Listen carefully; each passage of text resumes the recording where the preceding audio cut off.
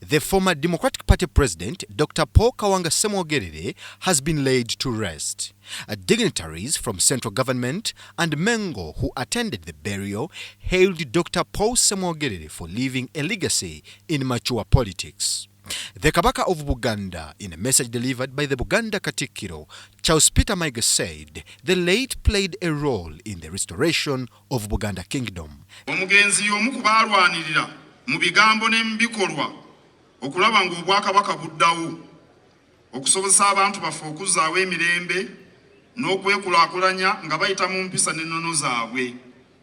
Olw'emirimu egyo gye yakola twamusiima mu butongole ne tumukwasa ejjinja ery'omuwendo.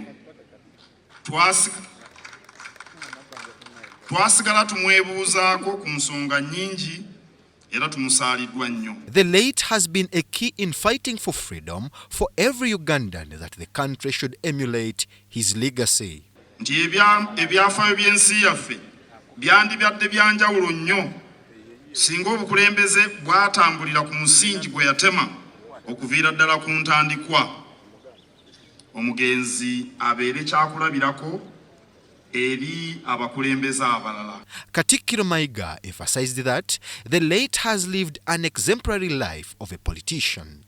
Ye muntu abadde aŋŋamba ekintu ne kinsigala ku mutima kubanga nga mmanyi nti kyaŋŋambye ge mazima.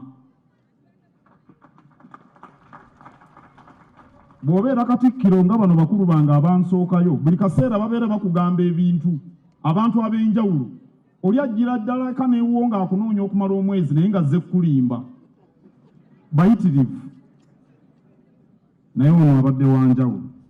The former Buganda Katikkiro Joseph Mulise Mwogerere, one of the relatives, says as a clan they have lost a person who was a guiding figure in all ways. Tufiiriddwa nnyo omuzinga gwaffe ogutabaganya. Tufiiriddwa nnyo omuzinga gwaffe ogw'obuntu bulamu. Tufiiriddwa nnyo omuzinga gwaffe ogw'obukulembeze. Dr. Paul Kawanga, who died last week aged 90, has been laid to rest at Natali Entebbe, Uwakiso district.